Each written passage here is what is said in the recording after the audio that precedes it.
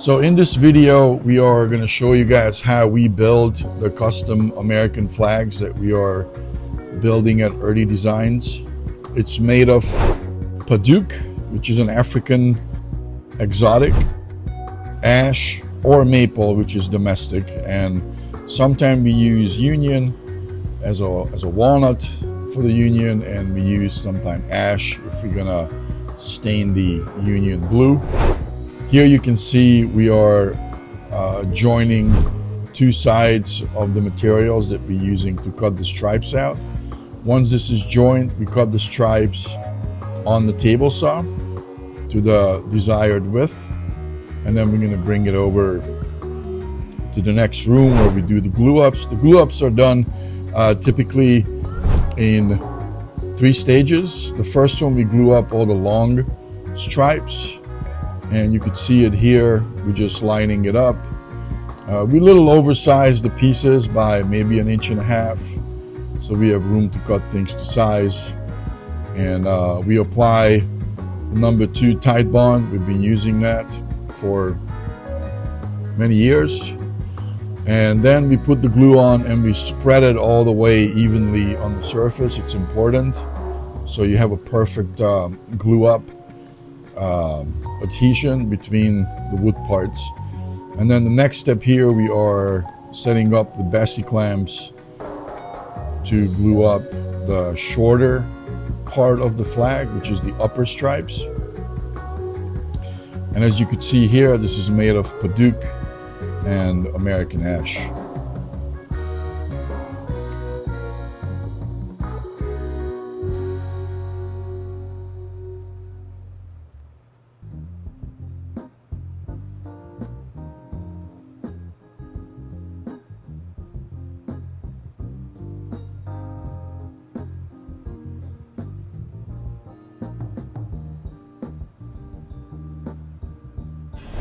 Here, the next phase, we are carving the union. In this case, it's a walnut. We're using our X-Carve 30x30 CNC machine. And once we carved the stars, we fill it up with white epoxy pigment. We use a C28 epoxy, and then we put the white pigment in it. The next step on this, once the epoxy cured, is we square up the union, and this is a very important step. So you have a perfectly fitting parts, because the next step in this will be we are going to glue up all the parts. But you could see here we measure things out exactly so it looks even when we glue these things up, and we make marks on it so we could see that it's actually cutting on the part that we need to cut. And then we square up the upper part for the flag, and that's where the end grain of the walnut union will join, and that's the important part, to be perfectly straight and perfectly flat. Here we are, we're gonna have a couple of videos here that shows planing the parts. We join these first, and then we plane them to a certain thickness, and this helps to keep the flag nice and straight. It's usually don't have a problem with that. Sometimes the lumber comes a little crooked and beat up, and also when we glue up, we have some little differentiation on the heights, but then we make it even, and it comes out like that. It helps to basically do the carving of the waves. And the next step here, we're carving another parts of the flags. This is with the ash union, and this will be stained blue. You will see that at the end of the video.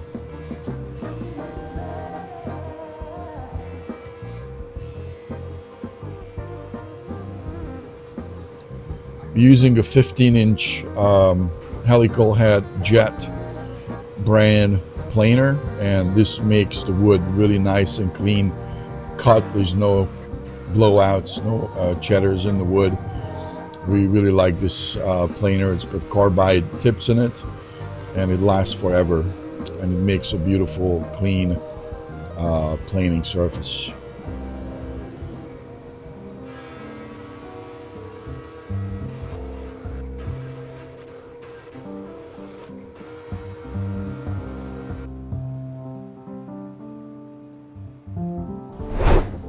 So it is important when you glue up the components that you make sure that the stars are actually pointing up. The very first flag I built many years ago, I accidentally glued the Union upside down, and it was still loved, but one four-star general sent me a private message on LinkedIn, and he informed me that the Union was upside down, and that's when I realized there's actually quite a bit of a thing to know about the American flag and how the proportions go. We use an American flag calculator to calculate the exact portions of it and how is it proportional with the stripes versus the stars and the size of the Union versus the flag.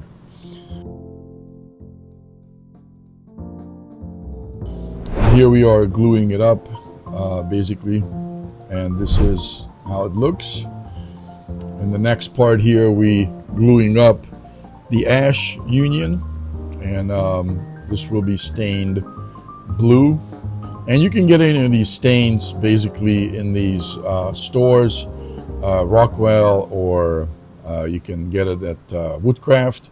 We use the General Finish water-based blue color, and that seems to be the closest to the actual spec of the color.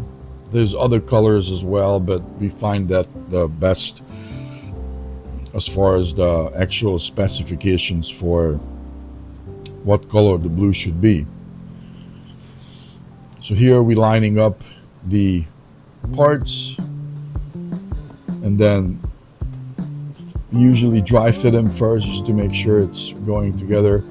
The longer clamps that you see, it's clamping the Union against the shorter stripes. That's an end grain connection, so we usually put a lot more glue in there. Once it's dried, we take this outside and be using a small grinder with a blade on it that has carbide tips on it. This is a very effective tool. I suggest that you, if you haven't used this tool before, practice on something else, on a piece of wood, just to get a hang of it. And it's grabbing really strong, so you have to start out very light and taking tiny shavings with that. And first what we do is we draw the lines on the flag by hand, and then we grind the deepest part of the wave, and it's a lot of grunt work. It's a couple hours of grinding, and as you can see, there's a lot of wood chips that's coming out of it. As far as the Union concerned, I try to cut my Union stars about 5/8 deep. That gives us a good distance in the depth that we could grind it out really nice and have the actual wave visible. Didn't always do that, and sometimes we grind some stars away and then we have to redo it. Here you could see that the valley of the waves are getting grind, and then we grinding the other direction, and that's when we actually fine grinding with the carbide blade. The next step is to use our Festool Rotax grinder with 60 grit sandpaper, sometimes 40, but 60 is usually enough. And we build up the actual grit all the way up to 150. And you can see how the waves are formed now. And we never make the same of anything, so it's always a different wave pattern. I know some guys out there make it with a CNC machine, but we haven't gotten to that point where we could actually do that. We do have a nice CNC machine, 4 foot by 12 foot size, and it does carve 3D. We tried to run a program on it. It was extremely long, but I'm pretty sure it's more like a programming error versus just that's how long it takes. And then we sand the flag, as you can see here. We sanded 80 grit and then 120 grit, sand it all the way up, and once we got to 150, then we do basically the backside of the flag as well. We grind it nice and flat. As you can see here, we're flipping it, and then we grind that and sand it up to about 120 grit. We usually laser engrave our logo and I sign the flags that we make. That way we know it's from us. And these flags are going to last for several generations. They're made really well. Each flag weighs about 40 pounds once it's fully done. Then we break the edges of the flag. It's a very good practice to do because the Padauk, it's a very, very hard wood, and it gives pretty nasty splinters if it's not properly sanded up and rounded on the edges. You can also use bloodwood. I found that bloodwood is a very brittle, very hard wood to deal with. It also cracks, so we swayed away from that. Now here's a little trick you could see. We blow it off with air. And one of the tricks that I'm going to tell you here, we kind of developed this as we made the flags. While you're doing the final sanding with 150, you basically use the air hose with the nozzle and you blow it in the same time. Otherwise, the red color from the Padauk tends to bleed into the ash stripe. And when you spray that, it creates kind of a pink, kind of a overlap in colors, and it looks okay, but some people don't mind it, some people do, so we just decided to make it all.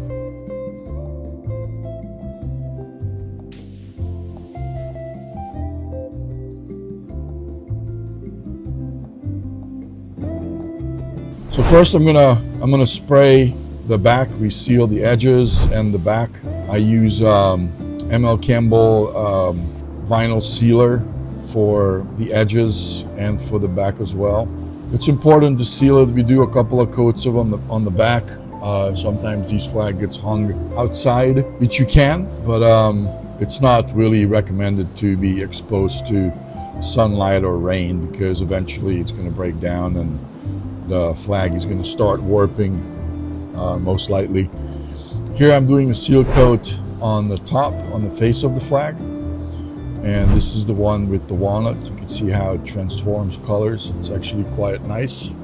And after the seal coat, we use a top coat, which is also an ML Campbell product. It's called Crystal Dull. It's a post-catalyzed conversion varnish, so we mix it before we spray it, and you have about 4 hours to work with the product before it actually starts setting up and creates that film. We do about 3 coats on the front, and once this is sprayed and we let it dry, and here's the final product. It came out really beautiful.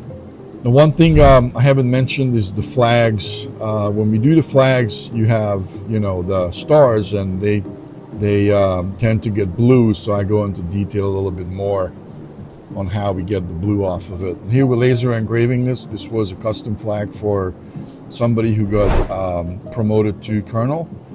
And here's the actual name and the logo. Later we find out that was actually not in the Air Force, it was in the Army. So we had to grind that part off and then we just replaced it.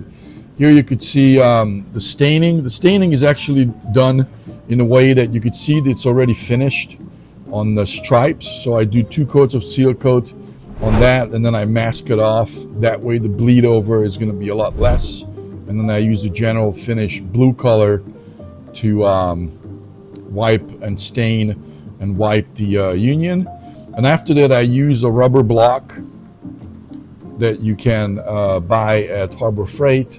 It's usually used for cleaning up sandpapers and stuff for belt sanders, and that brings the blue out of the actual white epoxy.